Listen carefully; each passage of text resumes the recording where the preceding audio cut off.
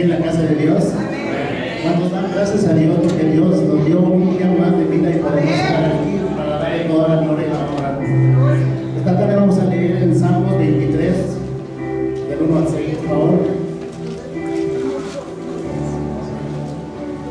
Salmos 23.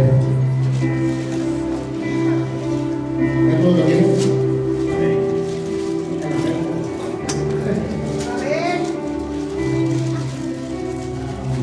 ¿Por qué no lo leemos todos juntos? ¿Qué les parece? La palabra de Dios se lee en el nombre del Padre, del Hijo y del Espíritu Santo. Jehová es mi pastor, nada me faltará. En lugares de delicados pastos me hará descansar. Junto a aguas de reposo me pastoreará, confortará mi alma, me guiará por sendas de justicia por amor a su nombre. Aunque ande en valle de sombra de muerte, no temeré mal alguno, porque tú estarás conmigo, tu vara y tu callado me instruirán aliento. Aderezas su mesa delante de mí, en presencia de mis enemigos. Unge mi cabeza, aceite, copa de ciertamente el fiel, misericordia me seguirá todos los días de mi vida. En la casa de Jehová oraré dando gracias, Señor. ¿Cuánto le damos gracias a Dios? Porque Él es nuestro pastor, Él es nuestro guiador, quien nos cuida, quien nos protege, quien obra todo el tiempo en nuestras necesidades, y porque siempre nos sana de todas nuestras enfermedades. Vamos a orar, hermanos. Gracias, Señor, por ser tan bueno.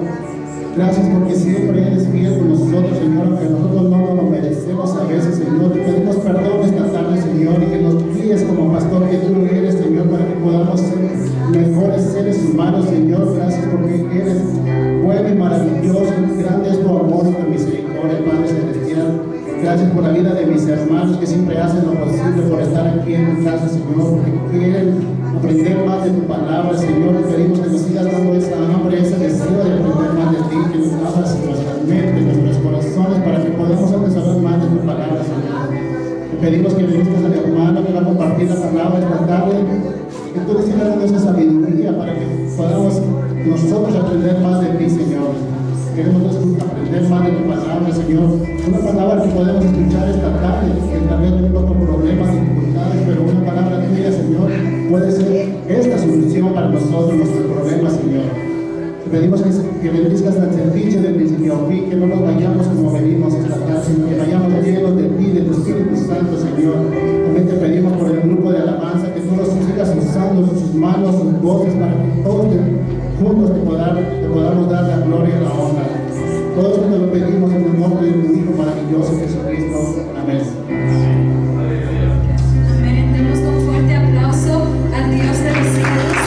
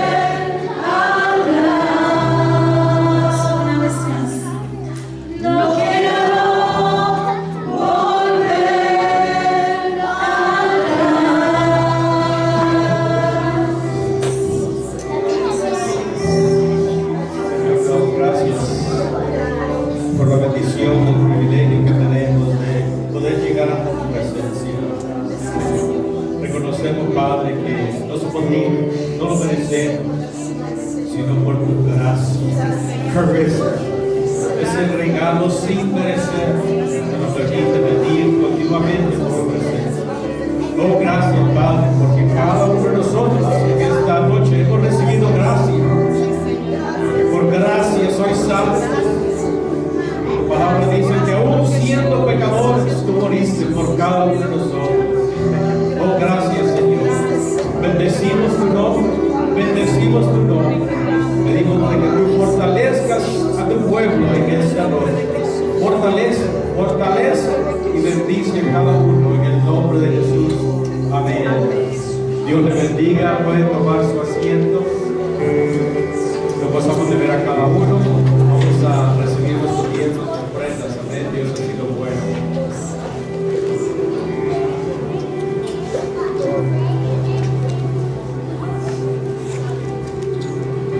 Señor, te damos gracias, porque tú eres bueno, tú eres misericordioso, y adoramos por nuestros diezmos y ofrendas. Padre, tú conoces la necesidad de cada uno, tú conoces la necesidad, tienen situaciones de salud. Esta noche toca esos huesos, toca esas rodillas, toca esas manos, ese estrés, esa ansiedad. Ponemos todo en tus manos, Señor, confiando de que todo va a dar. Y nosotros continuamos adorándote porque tú eres fiel y grande y misericordioso. Bendecimos tu nombre por medio de tus tiempos y ofrendas. Amén y amén. Gloria a Dios. Dios es bueno, amén. Esta tarde tenemos un testimonio de nuestro hermano Batán, y voy a pedir si él puede pasar acá. Dios ha hecho cosas lindas en nuestras vidas, amén, y nos gozamos de escuchar los testimonios de lo que Dios está haciendo.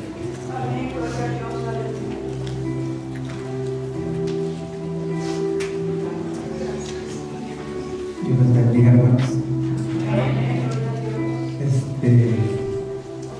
Soy muy tímido para hablar en público, ¿verdad? Les voy a contar un pequeño testimonio.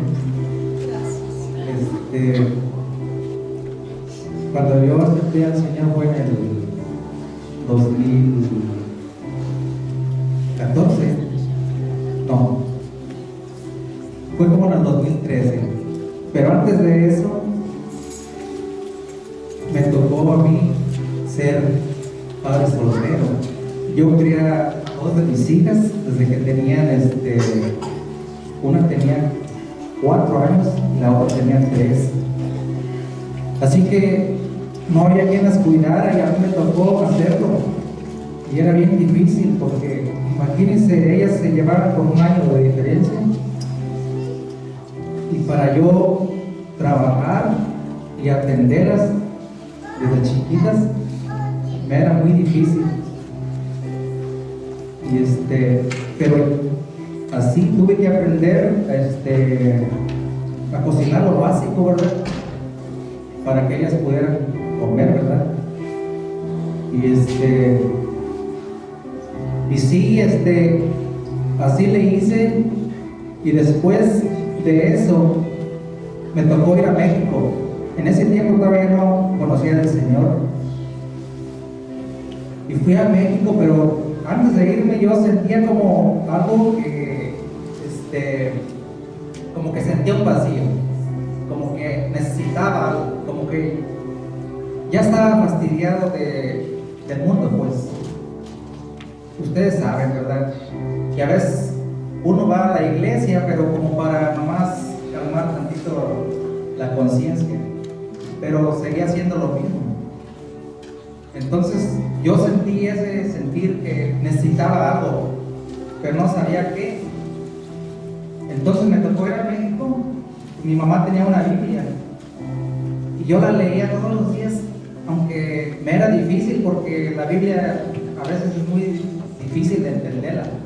Y si no hay quien te ayude, ¿verdad? Que te explique, pues se hace muy difícil, pero como quiera yo agarré esa como hábito. Tenía como de las 3 de la tarde, como en México no hay nada que hacer, ¿verdad? Y como yo soy de un pueblo ya retirado, que pues casi no hay nada, lo más que hace uno es mirar novelas y comer y no hay mucho que hacer. Entonces pues yo me sentaba, ¿verdad?, a leer la Biblia y como que me entró ese sentir de querer más y más. Entonces cuando ya regresé para acá,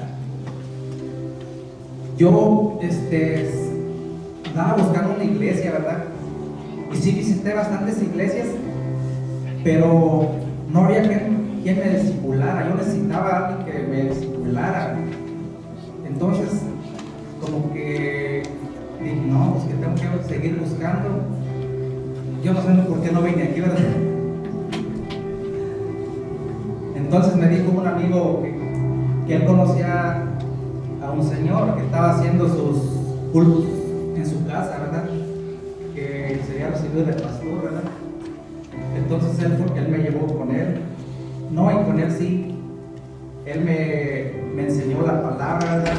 Me explicaba y aprendí mucho de él, ¿verdad? Entonces, de ahí, el pastor me decía, no, hombre, aquí nos gozamos, ¿verdad? Pero para gozarse uno necesita estar en el Espíritu. Porque yo decía, ay, eso es el gozo, ¿verdad? Porque él decía que se gozaba, pero yo estaba acostumbrado a otra clase, ¿verdad?, de gozo. Pero es que todavía no tenía el Espíritu, porque dicen que las cosas el hombre natural no percibe las cosas del Espíritu, ¿verdad? Porque para él son locura. Y así era yo, pues me parecía locura lo que hacían, ¿verdad? Pero gracias a Dios, poco a poco me fui adaptando, ¿verdad? Y entonces ya empecé a ponerme igual que ellos, ¿verdad? Ya lo que ellos sentían, pues yo también lo sentía, porque ya estaba más, ya había aprendido más de la palabra de Dios, ¿verdad? Entonces, pues, después de eso, ¿verdad? Ya mis hijas, ya para eso ya tenían como 14 años, ¿verdad? Entonces fue cuando conocí a la que es mi esposa ahora, ¿verdad? Y nos casamos, ¿verdad? Y ya, pues, juntamos la familia, era un montón de muchachas que ni cabíamos en el carro ya, pues ya había crecido la familia, ¿verdad? Y ahí fue donde conocí a mi esposa y nos casamos.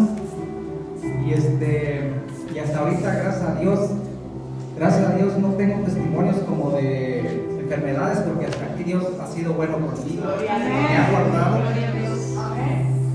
Ahí tengo un pequeño insomnio, pero ahí estamos poco a poco, ¿verdad? Sé que Dios está haciendo la obra, ¿verdad? Porque dicen que sus pensamientos son de bien, no de mal para nosotros. Así que hay que esperar en Él y Él lo hará. Entonces les voy a platicar de cuando me casé, ¿verdad? Que entonces ya juntamos las familias, ¿verdad? Y bueno, a mi esposa fue que Dios le mostró, dijo, he aquí tu esposo, ¿verdad? Pero después ella tiene que dar ese testimonio, ¿verdad? Y yo pues ni cuenta me daba cuando pues, Dios le mostró a ella que era yo su esposo, ¿verdad? Porque ella una vez nos visitó allá donde hacíamos los cultos en la casa con el pastor que era antes mi pastor, ¿verdad? Que por cierto les voy a platicar que yo fui fiel allí a su congregación, nomás que él enfermó y empezó a hacer los cultos por Zoom y como que no es lo mismo, ¿verdad? Culto tras culto en Zoom no es lo mismo. Entonces él dijo, si alguien quiere buscar dónde congregarse, dice, es libre. Y entonces nosotros decidimos buscar, ¿verdad? Esa es la razón que estamos aquí ahora. Y seguimos siendo amigos, ¿verdad? Quedamos muy bien con él. Hablamos con él y él entendió Y hasta ahorita estamos muy bien con él, tenemos una bonita relación. Y gracias a Dios que bueno, mi esposa ya había estado aquí años atrás, ¿verdad? De ella fue la idea, dijo, vamos para allá, ¿verdad? Y yo le dije, pues vamos. Y sí, a mí me gustó mucho porque está muy bien aquí. O sea, tratan bien a los hermanos, ¿verdad? Gloria a Dios. Gloria a Dios que estamos aquí. Ya pues, ahí de vez en cuando pues ahí nos toca ser ujieres y aquí estamos para la obra del Señor. Amén. Gloria a Dios. Y gracias a Dios aquí estamos. Y hasta aquí mi pequeño testimonio. Gracias.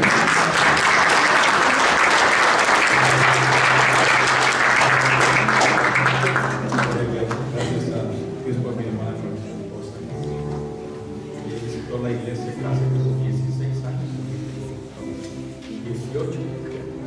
Vino a visitar, siempre se ha mantenido en contacto con nosotros. Gracias a Dios por eso. Ahora las clases van a continuar, los jóvenes, niños, discipulados, vamos a continuar y no sé qué clase de ahora. No le voy a venir a compartir la palabra. Gracias.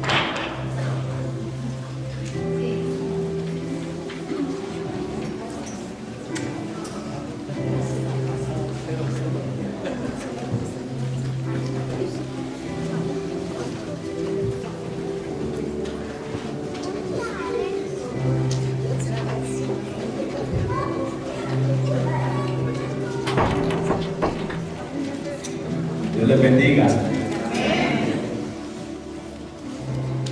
Realmente que cuando uno se para acá, hablaba yo con el hermano Phil, me dice, me toca dirigir hoy. Yo le dije, ¿estás nervioso? Me dijo, sí, estoy muy nervioso. Le dije, no te preocupes, que somos dos los que estamos nerviosos. Porque es una responsabilidad, como le he venido diciendo desde hace mucho tiempo, es una responsabilidad estar acá. Porque es responsabilidad con las almas. Y si uno dice algo que no está bien, pues entonces tenemos que ajustar. Quizás nos reunamos, pero son cosas que uno tiene que velar cuando uno está aquí. En esta noche vamos a estar hablando del libro de Hechos. Continuamos comenzando casi con el libro de Hechos. Vamos a estar viendo Hechos 2, del 14 al 41. Perdón, al 42, al 41. Sí. Así que son muchos versículos que tenemos que ver esta noche, más unos cuantos que añadí yo, así que son bastantes. Estamos. Vamos a orar. Si nos ponemos de pie para orar. Señor y Padre amado, te damos gracias. Gracias por tu amor, por tu cuidado. Gracias porque, oh Padre de la gloria, tú estás en medio nuestro. Porque, oh Padre eterno, nos has traído hasta aquí esta noche, oh Padre de la gloria, para hablar de tu palabra y para que podamos entenderla juntos, oh Padre de la gloria. Bendice a cada hermano, bendice en el mío, Padre de la gloria, que voy a exponer tu palabra y sé tú en medio de cada uno de nosotros. En el nombre poderoso de Jesús te lo pedimos. Amén. Se pueden sentar. Antes de entrar de lleno a la clase de hoy, quiero traer unos cuantos versículos y le voy a ir diciendo dónde los estoy buscando, los quiera ir anotando para que entonces luego los lea en su casa. Entre ellos vamos a ver a Mateo 4, del 18 al 22. Mateo 4, 18 al 22. Y dice así: mientras caminaba junto al mar de Galilea, Jesús vio a dos hombres. Uno era Simón, llamado Pedro, y el otro Andrés. Estaban echando la red, en esta versión dice al lago, pues eran pescadores.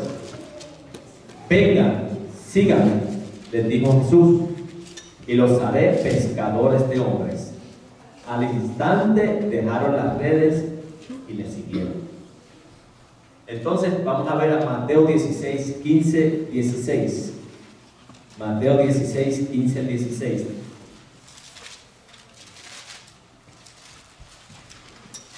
Mateo 16, 15 a 16. Dice así: Él les dijo: ¿y vosotros quién decís que yo soy?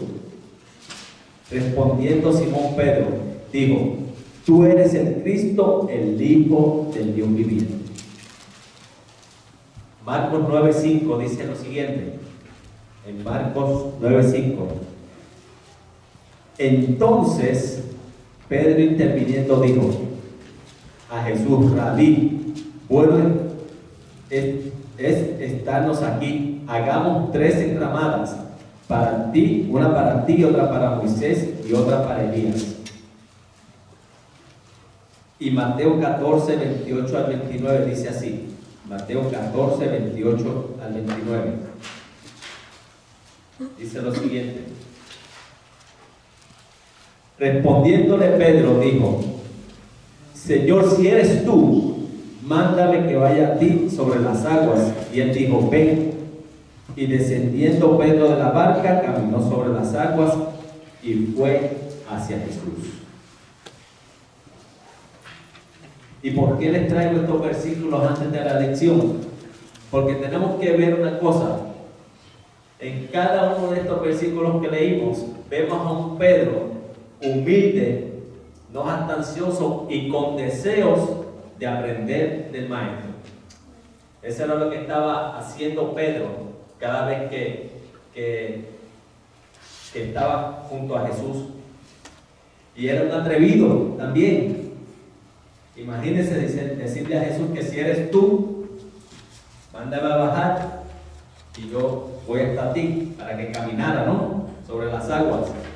Algo que hizo, pero como le dijo Jesús, la fe pues le flaqueó. Así que él no era un hombre jactancioso, sino dispuesto a aprender y realmente a seguir a Cristo como él le pidió. Vemos a Pedro, si leemos antes o después en los versículos que leímos, con deseos de aprender, aunque cometiera errores que lo hicieron madurar en el camino.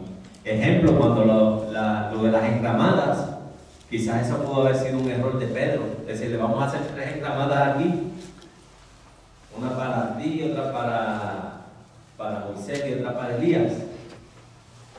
A lo que Jesús le contesta, le da la contestación, así que le dio como una lección. Pero la cosa es que Pedro no se quedaba con los brazos cruzados, quizás como los otros discípulos, sino que era atrevido a preguntar, quería saber, quería ver qué era lo que estaba pasando con ese hombre con el que él estaba caminando. Mateo 26, 69 al 75 dice lo siguiente. Mateo 26, 69 al 75 dice lo siguiente. Entonces él comenzó a maldecir y a jurar: no conozco al hombre. Y enseguida cantó el gallo. Entonces Pedro se acordó de las palabras de Jesús que le había dicho antes: antes que cante el gallo, me negarás 3 veces. Y saliendo fuera, lloró amargamente. Aquí también vemos a un Pedro acechado, desorientado, con amargura en su espíritu y con una carga emocional muy grande, al ver que las palabras de Jesús se estaban cumpliendo en él. Y ese era el Pedro que vemos en toda la Biblia hasta que llega a Hechos.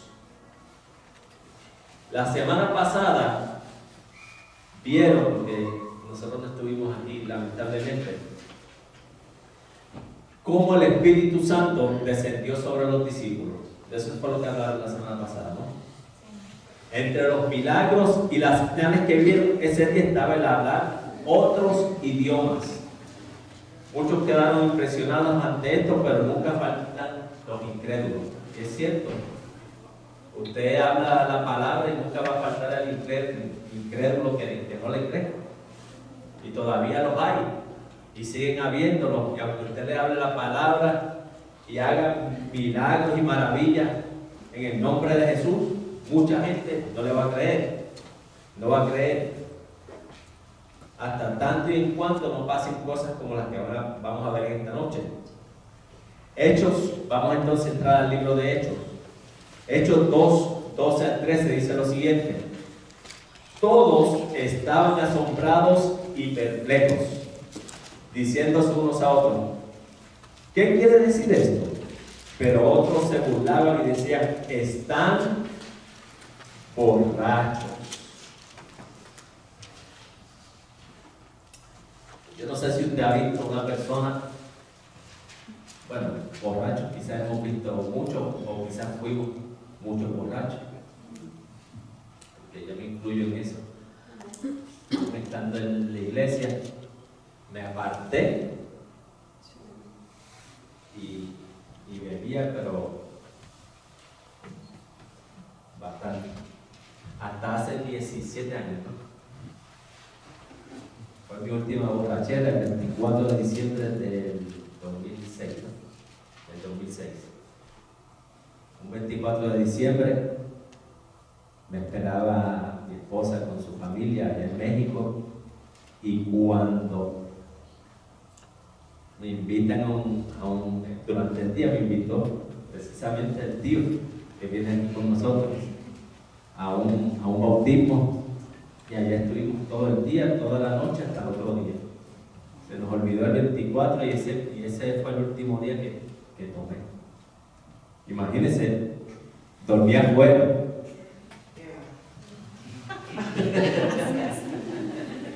Gracias, hermana.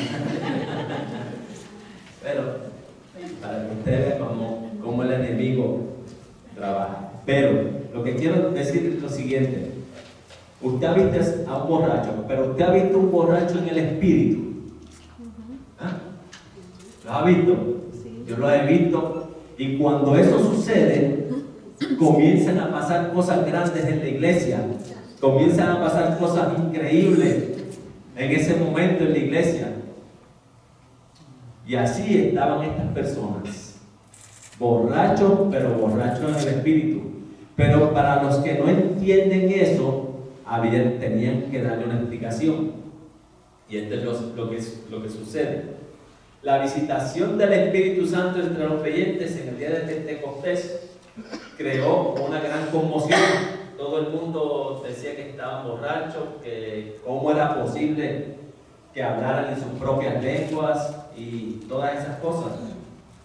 Y da una lista aquí en la Biblia de las lenguas que estaban quizás hablando, porque eran de diferentes nacionalidades las personas que estaban escuchando. Así que no solo entre los que estaban reunidos, sino que atrajo a una multitud. Los 120 comenzaron a hablar en lenguas diferentes, y no solamente estaban quizás perplejos los 120 con lo que estaba pasando, sino toda la gente que estaba viendo y escuchando lo que estaba pasando allí. Ante esto, Pedro se levantó a hablar y a explicar lo que estaba pasando. Lo primero que Pedro aclaró fue que ellos no estaban borrachos, sino que estaban llenos de la unción del Espíritu Santo. Eso fue lo primero que él aclara. Lo vamos a ver ahora. Hechos 14:25 dice: entonces Pedro, poniéndose en pie con los 11, alzó la voz y les declaró: varones judíos y todos los que vivían en Jerusalén, sea esto de vuestro conocimiento y prestad atención a mis palabras, porque estos no están borrachos como vosotros suponéis, pues apenas es la hora tercera del día. Así que, al contrario de la última experiencia de Pedro con Cristo, aquí vemos a un Pedro completamente transformado, empoderado y lleno del Espíritu Santo de Dios. Así que lo que habíamos visto de Pedro, aquel que estaba aprendiendo, que estaba caminando con Jesús, ahora lo vemos transformado totalmente. ¿Por qué? Porque la obra del Espíritu Santo vino sobre él y hubo una transformación instantánea, ¿verdad que sí? Ya aquí lo vemos tomando el liderazgo, como Jesús le había indicado, que sería pescador de hombres. Ahí comenzó el liderazgo de Pedro. Ya Jesús no estaba para que le enseñara, él tenía que ahora comenzar a enseñar a las demás personas. Por eso es que comienza este discurso con esas palabras. La hora tercera es las 9 de la mañana. Y yo sé que muchas veces hay personas que beben desde temprano. Nosotros teníamos una vecina en Filadelfia que a las 6 de la mañana estaba sentadita con su esposo ahí bebiendo los dos tempranitos, a las 6 de la mañana. Imagínense. Ya a las 9 de la mañana quizás estaban, como dice aquí, quizás borrachos. Así que la tercera hora es equivalente a las 9 de la mañana.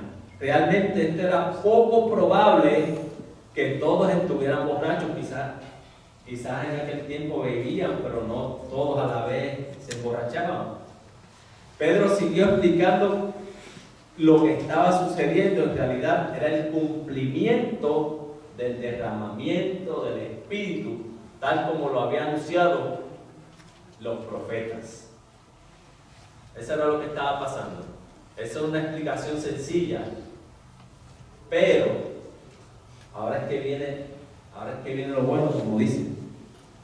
Veamos Hechos 2 del 16 al 21. Hechos 2 del 16 al 21. Y dice así: sino que esto es lo que fue dicho por el profeta Joel.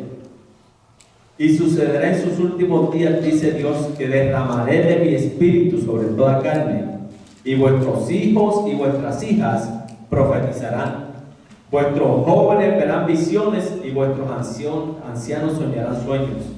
Y aún sobre los siervos y sobre las siervas derramaré de mi espíritu en esos días, y profetizarán. Y mostraré prodigios arriba en el cielo y señales abajo en la tierra: sangre y fuego y columna de humo. El sol se convertirá en tinieblas y la luna en sangre, antes que venga el día grande y glorioso del Señor. Y sucederá que todo aquel que invoque el nombre del Señor será salvo. La profecía de Joel se cumplió en aquel momento parcialmente, pues el Espíritu fue derramado sobre los creyentes y profetizaron. Y aún sigue el Espíritu derramado sobre cada uno de nosotros y muchos profetizan. Aún todavía esa profecía se está cumpliendo, ¿verdad que sí? Amén. Disculpe.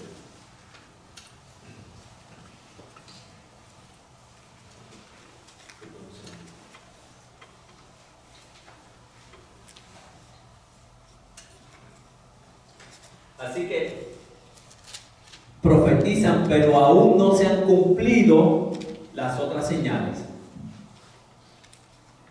Joel 2, 28 y 29 dice lo siguiente. Joel 2, 28, 29 dice lo siguiente: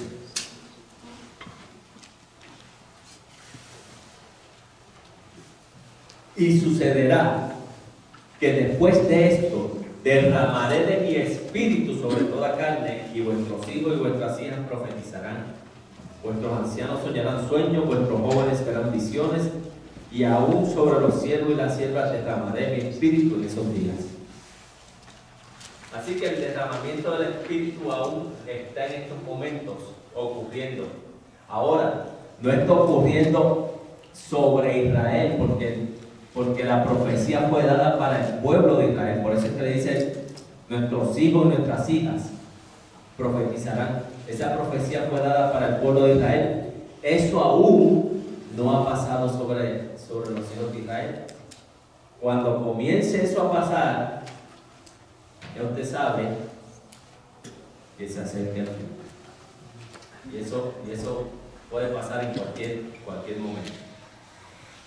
Así que solo se dio en parte esta profecía, pero Joel 22, 30 al 32 dice lo siguiente: y haré prodigios en los cielos y en la tierra, sangre, fuego y columnas de humo.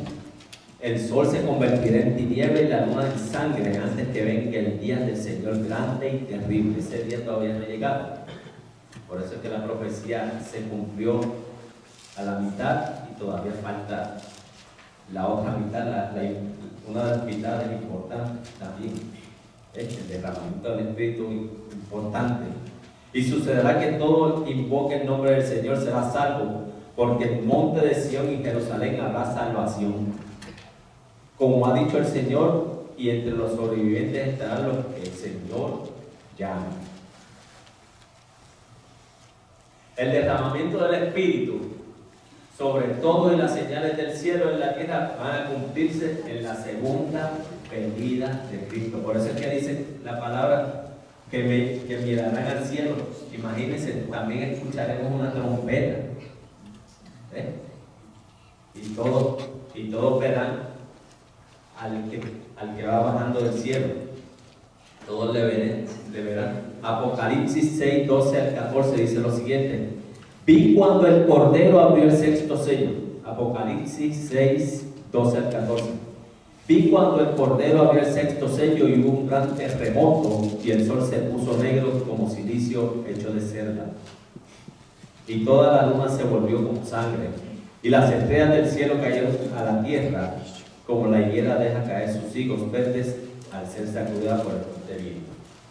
Y el cielo desapareció como un pergamino que se enrolla, y todo monte e isla fueron removidos de su lugar. Muchos profetas hablaron de la venida de Jesús, del Mesías, como si fuera una sola venida, porque ellos lo entendían así, que iba a venir un Salvador y solamente iba a reinar de una sola vez. Pero no era así. Sabemos que son dos venidas. Ya Cristo en la primera vino como el Cordero que murió por sus pecados y por los míos. Pero en la segunda venida, el Mesías vendrá como Rey y Juez de toda la tierra. Eso es lo que va a suceder. Vendrá como Rey y Juez. Al mencionar la cita de Joel, seguramente Pedro creía que Jesús iba a regresar pronto. En esos días, dice, pues si se fue, ya pronto regresa. Tal como él les dijo al despedirse. Hechos 1.7 nos dice, no les corresponde saber los tiempos ni las épocas que el Padre ha fijado en su propia autoridad. No era algo que pudiera entender en estos momentos, pero el Señor ha ido dando revelación progresiva conforme pasa el tiempo y la medida en que nos acercamos a ese día. ¿Y cuántos creen que ese día está cerca? Amén. Está más cerca. Yo creo que quizás no termine yo de dar esto y el Señor ha levantado la iglesia. Está cerca. Eso es indudable. Lo más importante del discurso de Pedro fue lo que dijo a continuación, hablando de Jesús y de su obra de redención. Él les explicó que Jesús era el Mesías, pero les dijo en palabras que ellos pudieran comprender. Y muchas veces usted tiene que decirle palabras a las personas que puedan comprender, para que puedan entender la palabra del Señor y no traer palabras sofisticadas, por decirlo de alguna forma. Palabras, dirían en Puerto Rico, domingueras, de domingo. Él les explicó que Jesús era el Mesías, pero le dijo en palabras que ellos pudieran comprender. Para poder entender el discurso de Pedro, debemos tratar de meternos en la mente del pueblo judío. para poder entender ese mensaje. Y de aquellos judíos de aquel tiempo, descubrir que Pedro les habló hacia los presentes. La primera prueba que Pedro presentó para exponer que Jesús era el Mesías fueron las señales y milagros que él hizo. Hechos 2:22. Vamos a volver a Hechos nuevamente. Varones israelitas, escuchad estas palabras. Jesús el Nazareno, varón confirmado por Dios entre vosotros con milagros, prodigios y señales que Dios hizo en medio vuestro a través de él, tal como vosotros mismos sabéis. Así que hubo señales y prodigios. Todo lo que nosotros hemos leído, los leprosos, la hija de Jairo, todo, señales y prodigios. Y él les está mencionando de que ese es el Jesús que ellos estaban esperando, de que ese era el Mesías que ellos estaban esperando. Y muchas veces el Señor hace milagros para convencer a la gente y revelar quién es Él. La gente suele impresionarse más por esto que por los discursos. En su evangelio Juan explicó claramente cuál es el objetivo de las señales, de los milagros. Juan 20, 30 y 31 dice lo siguiente: y muchas otras señales hizo también Jesús en presencia de sus discípulos, que no están escritas en este libro. Así que no están escritas en la Biblia, dice Juan.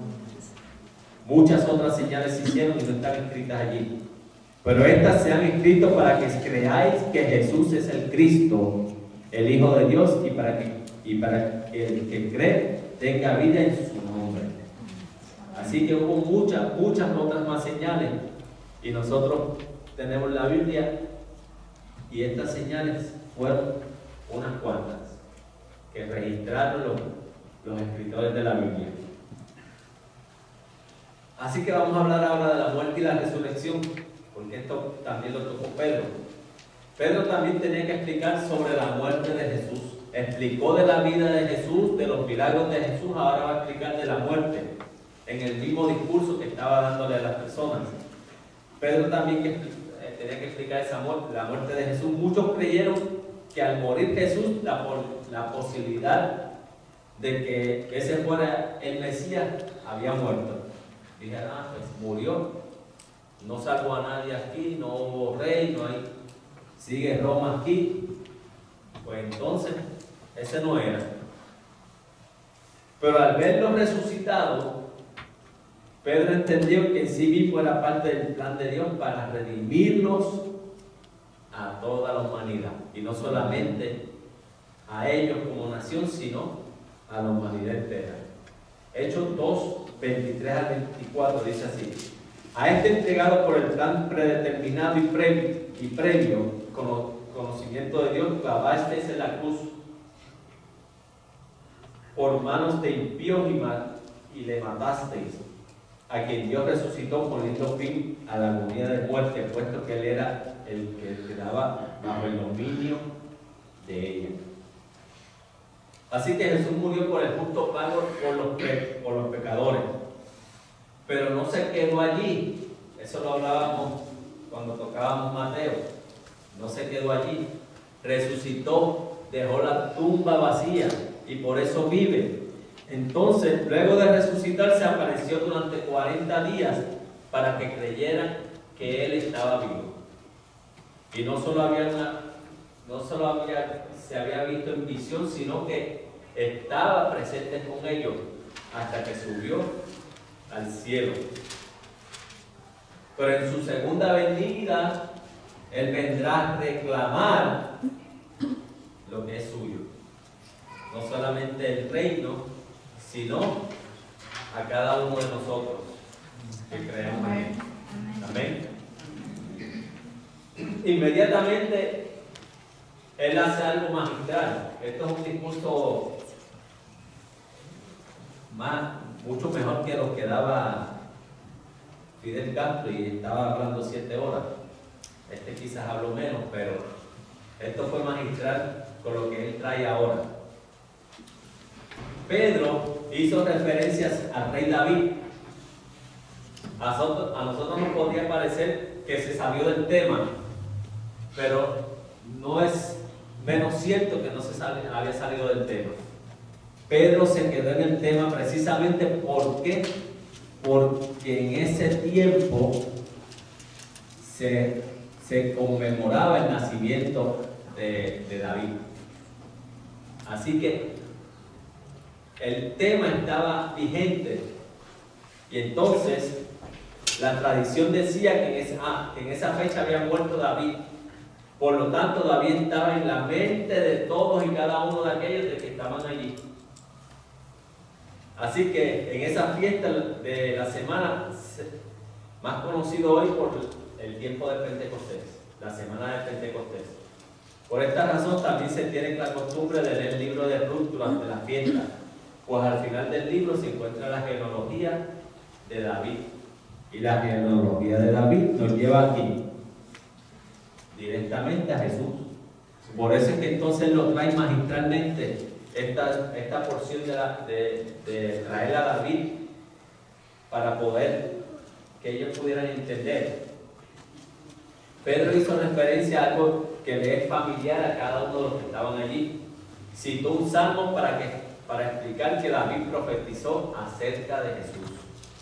Hechos 2, 25 y 28 dice así: porque David dice de él: veía siempre el Señor en mi presencia, pues está mi diestra para que yo no sea conmovido, por lo cual mi corazón se alegró y mi lengua se regocijó. Y aún hasta mi carne descansará en su esperanza, pues tú no abandonarás mi alma en el Hades, ni permitirás que su santo vea corrupción.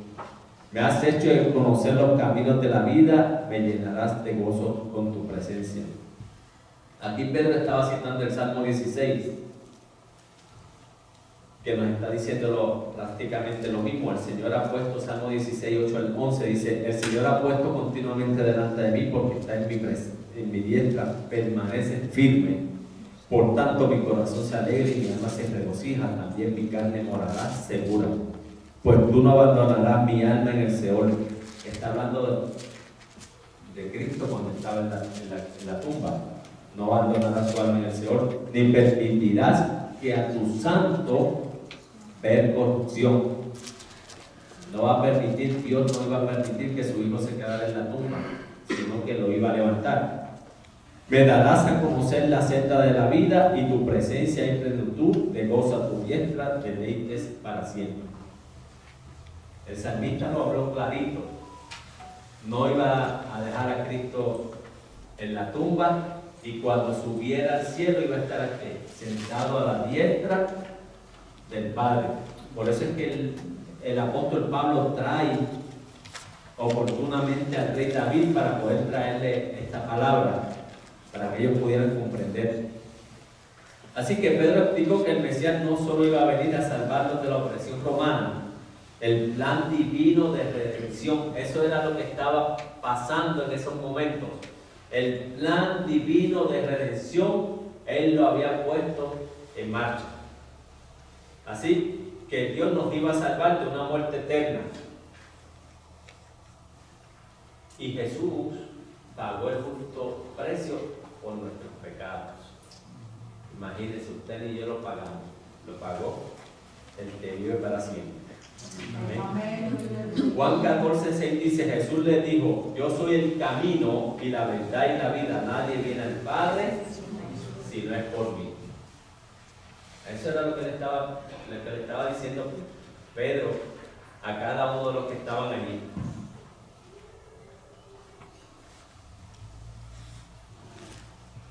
Una de las tradiciones judías era proclamar durante la cosecha del trigo, era proclamar a David como rey.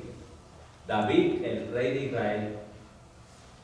Muchas de las cosas que vemos como la estrella de David en la bandera de David es precisamente por esto, porque proclamaban a David como rey. Sí. Pedro hace alusión a este dicho y explica que él no es el rey, que no es el rey David quien murió y resucitó, sino su descendiente. Acuérdense que siempre hablaban del Padre, no hablaban del hijo, sino que hablaban del padre Abraham. Y entonces toda su descendencia estaba junto a la mención de Abraham, todos para ir para abajo estaban ahí. ¿Entienden? Hechos 22, 29 al 32, y ya voy terminando, voy a tener que cortar la lección porque hay mucha información. Hermanos, el patriarca David os pudo decir confiadamente que murió y fue sepultado, y su sepulcro está entre nosotros hasta el día de hoy. Pero siendo profeta y sabiendo que Dios le había jurado sentarse en una de sus descendientes en su trono, miró hacia el futuro y habló de la resurrección de Cristo, que no fue abandonado en edades, ni su carne sufrió corrupción. A este Jesús resucitó Dios, de lo cual todos nosotros somos testigos. Así que Pedro tomó el tema del día, el tema de David, lo trajo para que esta gente pudiera comprender lo que él estaba tratando de explicar. Pedro explicó que las experiencias que se vivieron ese día de Pentecostés era un bautismo del Espíritu Santo que el Señor les prometió a su patria, y el Espíritu Santo es el consolador que acompañará mientras Él regresaba. Por eso nosotros estamos disfrutando del Espíritu Santo también, porque en este momento Él había subido al cielo para sentarse a la diestra del Padre. Pedro citó un salmo para hacer ver que el mismo David lo reconoció como su Señor. Ellos no entendían, no podían entender esto, porque Él hablaba de Jesús. ¿Y por qué entonces no podía hablar de David? Porque ellos entendían que David era el que iba a ser el rey, pero le está diciendo, mira, la tumba de David está aquí y él está ahí enterrado. Y también le está diciendo, y David hizo un salmo que dice, que llama a su Señor, a Dios su Señor. Dice el Salmo 110:1. Salmo de David dice, el Señor es mi Señor, siéntate a mi diestra hasta que ponga a tus enemigos por el estrado de tus pies. Así que le está llamando, le está indicando, ¿saben qué? Este David le está llamando Señor a quién, al que es su Señor realmente, a su Dios. Y por eso es que entonces no podían ellos rebatirle, decirle no es otra cosa, es otra cosa, no pueden decirle nada de eso. Pedro les explicó que David no era el Mesías, sino que era su descendiente. David no ascendió al cielo, pero Jesús sí. ¿Verdad que sí? El mensaje de Pedro, y voy a terminar casi con esto, no cayó en oídos sordos. Muchos fueron tocados y preguntaron qué debían hacer. Mientras el hermano hablaba, me venía a la mente Felipe cuando se le acercó, decía, mira, no hay nadie que me disipule, decía ahorita, cuando el eunuco dice, ¿cómo voy a entender si nadie me enseña? Dice, pues yo te voy a enseñar. Y ya le dijo la palabra, le dio la explicación, y él dice, si eso es así que impide que yo sea bautizado, pues entonces lo que hace es, pues aquí vamos a bautizarte. ¿Ves? Eso es lo que está haciendo Pedro con toda esa gente. ¿Qué debemos hacer? Entonces él le da una respuesta.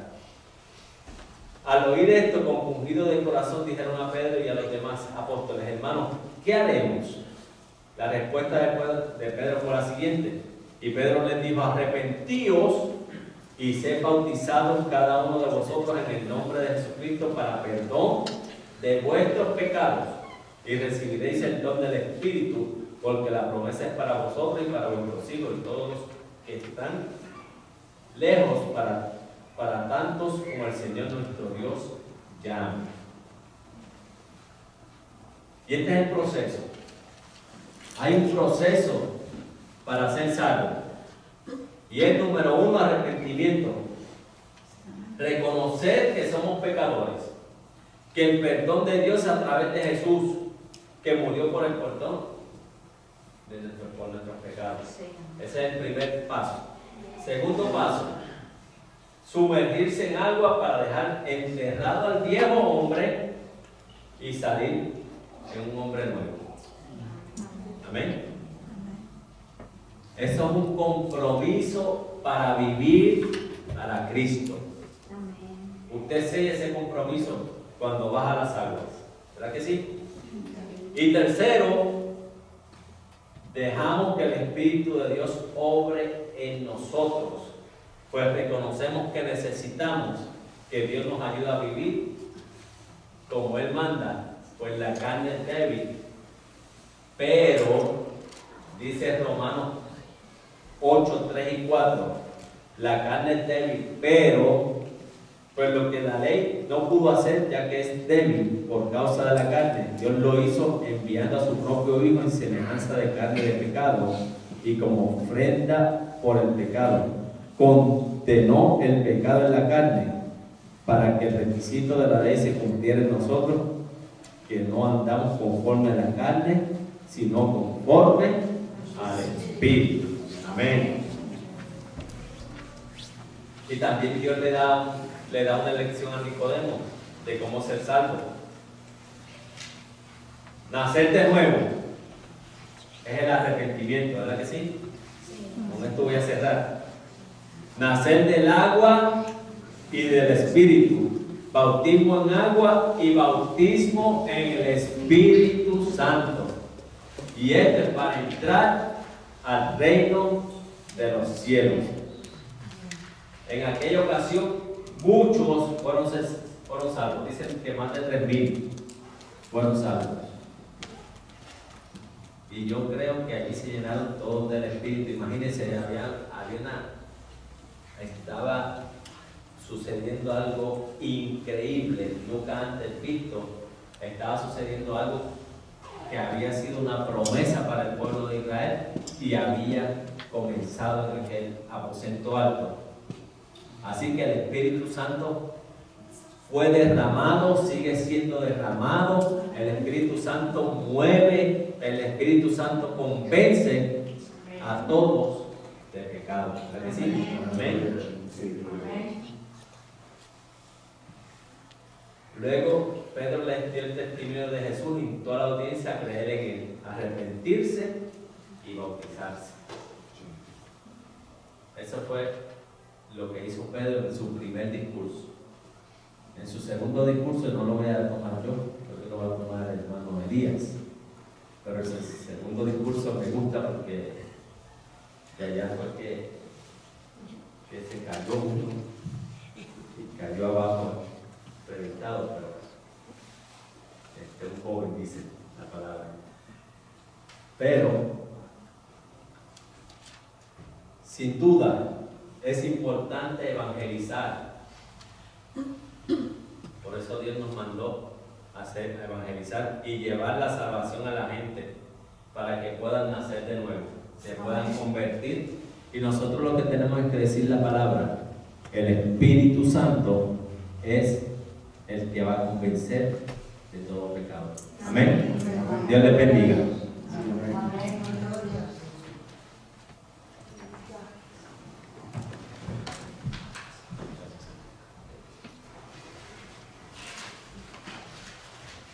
Gloria a Dios. ¿Cuántos creemos en la promesa del Espíritu Santo? Amén. Gracias a Dios por hermanos, la palabra de Dios. Solo quiero añadir una cosa. Recuerden que aquí es la segunda vez que la Biblia menciona como apóstoles. Ya no son discípulos. Aquí dejan de ser discípulos ya. Aquí empiezan a trabajar como apóstoles. Aquí empiezan a ejercer lo que ellos habían aprendido. Así como nosotros. Nosotros, desde el momento que dejamos de recibir un discipulado, nosotros ya empezamos a proclamar el Evangelio de salvación. Tres cosas pasan en este capítulo que el hermano estaba mencionando, pero aquí viene la promesa del Espíritu Santo. Ya ya no solamente queda en papel, sino que ya fue revelada a todas las personas que estaban ahí. Y una de las cosas que a veces hay cristianos que no creen es que dice la palabra de Dios que vuestros jóvenes verán visiones y los ancianos soñarán sueños. ¿Y sabe qué? Eso es cierto, esto pasa. Y hay dos cosas también muy importantes. Una cosa es el don de la profecía y la otra es el profeta. Porque vivir como profeta es muy diferente a lo que muchos allá afuera dicen que son profetas. Son dos cosas muy diferentes, hermano. El don de la profecía es un don dado por Dios. Y el profeta, que Dios nos ayude, porque vivir como profeta no es como muchos a veces viven como profeta, porque tienen que pagar un precio. Y ese precio, no cualquiera le gusta pagar. Y también recordémonos que Pedro, a pesar de que maldijo a nuestro Señor Jesucristo, pero también él lo amaba, y él se le presentó, y ahora él empieza a dar lo que él recibió. Así que, hermanos, nosotros tenemos que dar de lo que nosotros hemos recibido. No nos tenemos que quedar con el vaso lleno, porque el agua que se estanca, ¿qué pasa? Llena. Y nosotros tenemos que empezar a demasiar y empezar a dar, porque de la manera en que nosotros vayamos demasiándonos, el Espíritu Santo lo va a ir llenando con más. Y la manera en que lo va a ir llenando a usted y a mí va a ser con más dones. Y esa es la manera en que cada uno de nosotros vamos a poder servir de corazón. Amén. Señor, gracias te damos por la palabra, gracias por el hermano Wilfredo, Señor. Agradecemos por tu misericordia y bondad que tiene. Bendice, Señor, a él, bendice su trabajo, Señor, bendice su familia, guárdalo, Señor. Que sea tú derramando más, Señor, sabiduría sobre su vida y sobre toda su familia, Señor.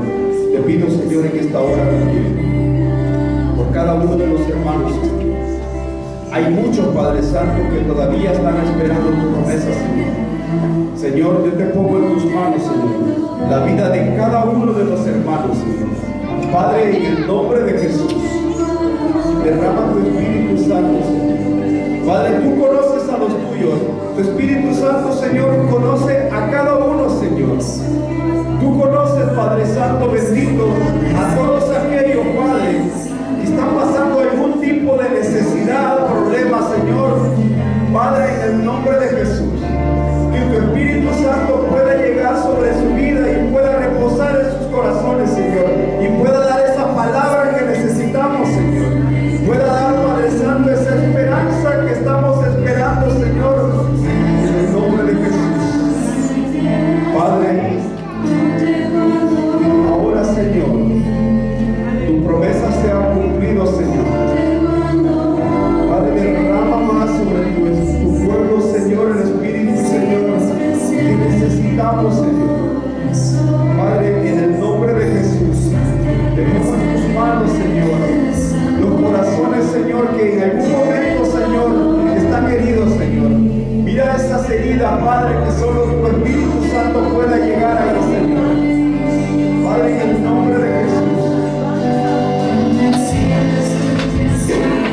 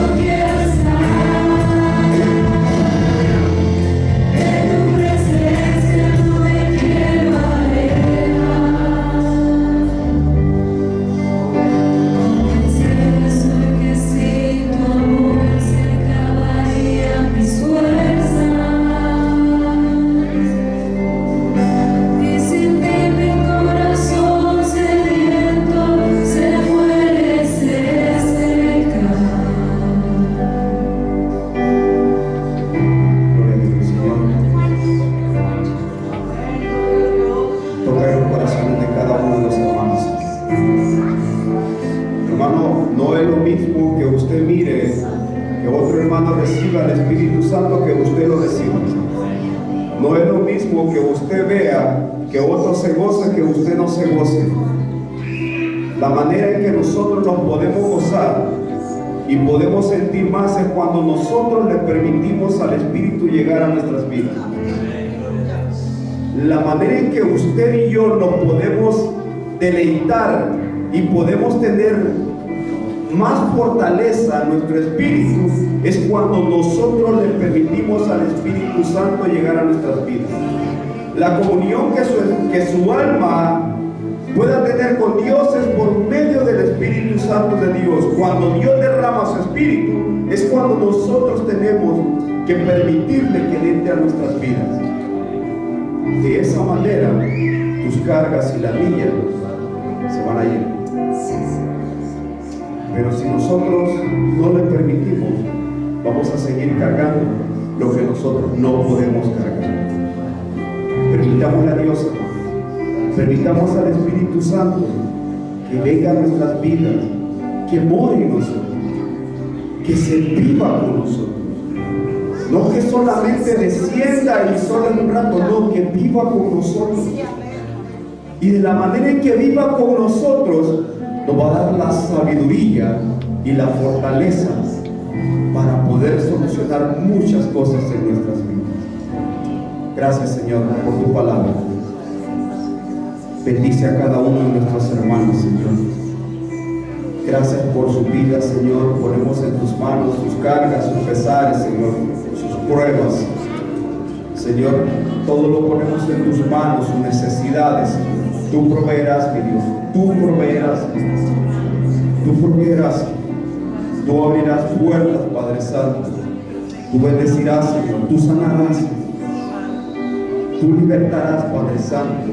Tú romperás las cadenas, Señor, por medio de tu Espíritu Santo, Jesús. Gracias te damos, Señor, por tu palabra. Gracias nuevamente por la vida de mi hermano, Señor. Gracias por su vida. Bendícelo, guárdalo, Señor. Y guarda a cada uno de nuestros hermanos, Señor. Lleva con tu paz y tu bendición, Señor. Derrama tu Espíritu, Señor, para que more en cada uno de nosotros. Y que tu presencia no se aparte, Señor, de nuestras vidas. Señor, llévanos con tu paz y tu bendición. Guárdanos, Señor, en el camino, Señor. Acorazas un vallado alrededor de cada uno de nuestras familias también. En el nombre de Jesús. Amén. Dios les bendiga.